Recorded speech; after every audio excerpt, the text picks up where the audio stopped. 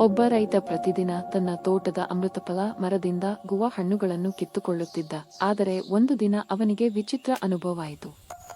ಪ್ರತಿದಿನ ಕೆಲವು ಹಣ್ಣುಗಳು ಕಾಣೆಯಾಗುತ್ತಿದ್ದು, ಯಾರೋ ಕದ್ದುಕೊಂಡು ಹೋಗುತ್ತಿರುವಂತೆ ತೋಚಿತು. ಚೋರನನ್ನು ಹಿಡಿಯಬೇಕೆಂದು ರೈತ ತನ್ನ ಚಿಕ್ಕ ಗುಡಿಸಲಿನ ಹಿಂದೆ ಅಡಗಿ ಗಮನಿಸುತ್ತಿದ್ದ. ಅಷ್ಟರಲ್ಲಿ ಒಂದು ಬಿಳಿ ಪಾರಿವಾಳ ಬಂದು ಮರದಿಂದ ಗುವಾ ಹಣ್ಣುಗಳನ್ನು ಕಿತ್ತುಕೊಂಡು ಹಾರಿಹೋಗಿತು. ರೈತ ಮೌನವಾಗಿ ಅದರ ಹಿಂದೆ ನಡೆದು ಹೋದ. ಪಾರಿವಾಳ ತನ್ನ ಸಣ್ಣ ಮನೆಗೆ ತಲುಪಿಸಿ ಹಣ್ಣುಗಳನ್ನು ಅಲ್ಲಿ ಇಟ್ಟುಕೊಂಡಿತು. ಆಗ ರೈತನಿಗೆ ಸತ್ಯ ಅರಿವಾಯಿತು.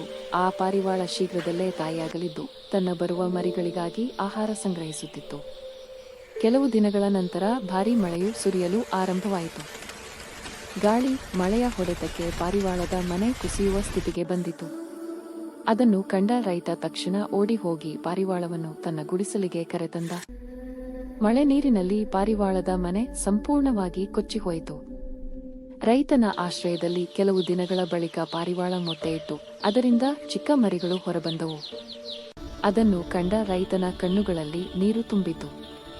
ನಾನು ಚೋರನೆಂದು ಭಾವಿಸಿದ್ದವಳು ತಾಯಿಯ ಪ್ರೀತಿ ತುಂಬಿದ ಜೀವಿ ಎಂದು ಅವನು ಮನದಲ್ಲಿ ಪಶ್ಚಾತ್ತಾಪಪಟ್ಟ. ಅಂದು ರೈತನು ಪ್ರಕೃತಿ ಮತ್ತು ಜೀವಿಗಳ ಮೌಲ್ಯವನ್ನು ನಿಜವಾಗಿ ಅರಿತುಕೊಂಡ.